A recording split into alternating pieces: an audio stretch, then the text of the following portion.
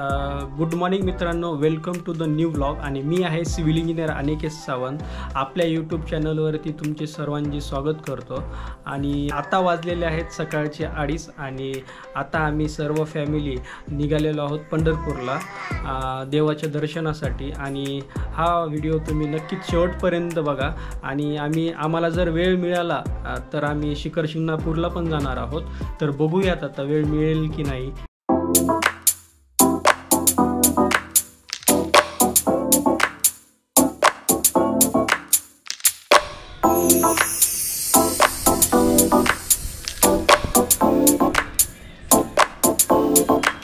आणि आता आम्ही माळेगावपर्यंत आलेलो आहोत. अंबेजोगाईच्या पुढं आहे माळेगाव म्हणून. इथं चहा घेतला आणि आता वाजलेले आहे सकाळचे 7 सव्वा 7 झालेले आहेत. आणि चला म्हणलं आता चहा घेऊयात. चहाचा टाईम झालेलाच होता आमचा आणि चहा घेतला. आता मी कुरुडवाडीच्या थोडं पुढं आलेलो आहे. आणि हा जो रोड आहे कुरुडवाडी पंढरपूर रोडवरती नाश्ता करण्यासाठी इथे ह्या हॉटेलवर थांबलेलो आहोत आम्ही. बघूयात या हॉटेलवर नाश्ता कसा मिळतो. वया पळायला कल्पतरू हॉटेलवर आम्ही गेलो होतो नाश्ता करायला, पण तिथं काही नाश्ता मिळाला नाही आम्हाला. नंतर मग आम्ही तिथून निघालो.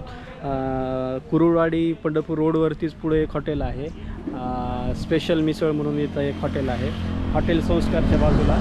मग आता इथं नाश्ता करण्यासाठी आम्ही आलेलो आहोत सगळेच. आणि इथून या लोकेशनवरून पंढरपूर फक्त 15 ते 18 किलोमीटर राहिलेलं आहे. आपल्याला आणखीन एक अर्धा तास प्रवास करायचा आहे. आणि नाश्त्याचा टाईम झाला होता. चला तर म्हणलं नाश्ता करून घेऊयात. आणि सगळ्या बाजूने बसले.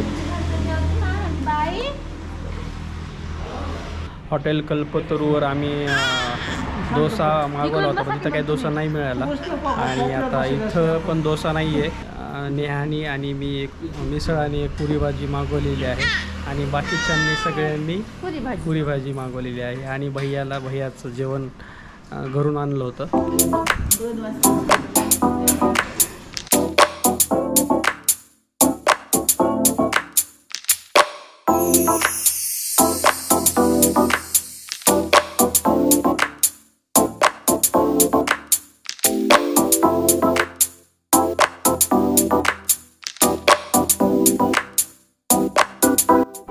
आणि आता आम्ही पंढरपूरमध्ये आलेलो आहोत आता जस्ट. आणि दर्शनासाठी जात आहोत. गर्दा तो खूप दिसतोय. आम्ही आलेलो आहोत पंढरपूरमध्ये विठोबाचं दर्शन घेण्यासाठी. चला तर बघूया आता मंदिरामध्ये काय काय होतं ते. मित्रांनो, गर्दा नसावा.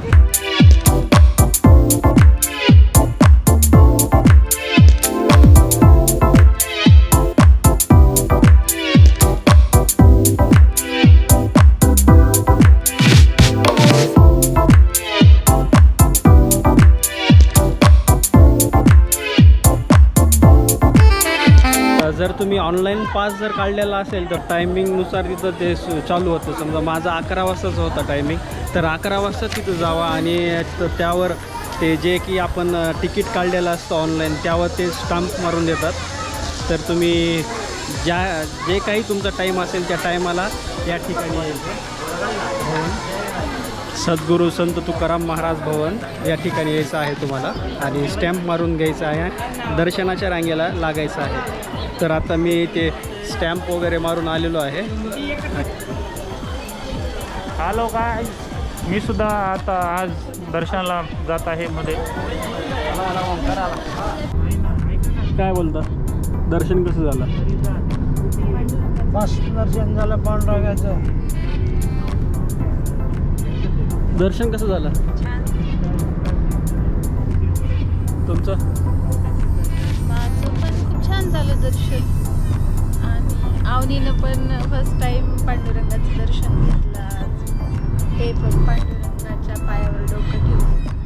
त्यामुळे मला मला खूप भारी वाटत आहे. आमचं दर्शन झालेलं आहे पांडुरंगाचं आणि आम्ही आता निघालेलो आहोत पंढरपूरहून शिखर शिंगणापूरला. भाळवणी या ठिकाणावर आहे मी आता आणि इथून 44 किलोमीटर शिखर शिंगणापूर आहे आणि मला आणखीन 1 तास प्रवास करायचा आहे.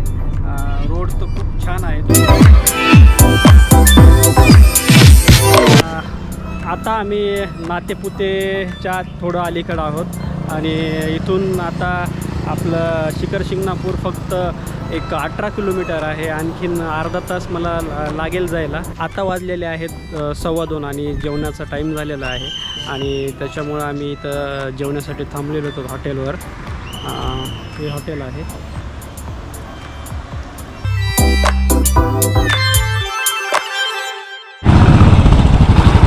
आता आम्ही जेवण करून शिखर शिंगणापूरकडे निघालो आहोत. शिखर शिंगणापूर हे सातारा जिल्ह्याच्या मान तालुक्यातील सातारा, सोलापूर व पुणे या 3 जिल्ह्याच्या सीमेवर असलेले एक ऐतिहासिक गाव आणि धार्मिक ठिकाण आहे. अतिशय अवघड अशा असलेल्या मुंगी घाटातून आमची गाडी शंभू महादेवाच्या डोंगराच्या दिशेने निघाली आहे.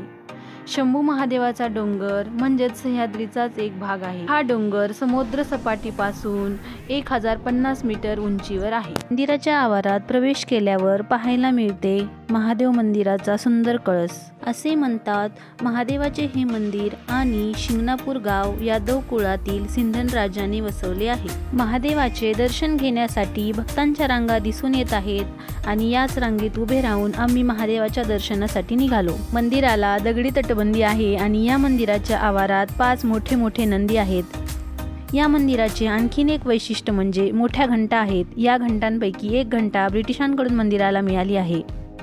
मंदिराचे शिखर हा स्थापत्यकलेचा उत्कृष्ट नमुना आहे. शिखरावर अगदी नाजूक नक्षीकाम केले आहे. मंदिराच्या गाभाऱ्यामध्ये 2 शिवलिंग आहेत. त्यांना शिवपार्वतीचे प्रतीक मानले जाते. सुंदर फुलांनी सजवलेले हे शिवलिंग पाहून मन आनंदाने भरून येते. मंदिराच्या आवारात अनेक दीपमाळा आहेत. शिवाजी महाराजांच्या घराण्यामध्ये शिखर शिंगणापूरच्या महादेवाचे अतिशय महत्त्व होते. इथे असणारा तलाव हा शिवतीर्थ या नावाने ओळखला जातो.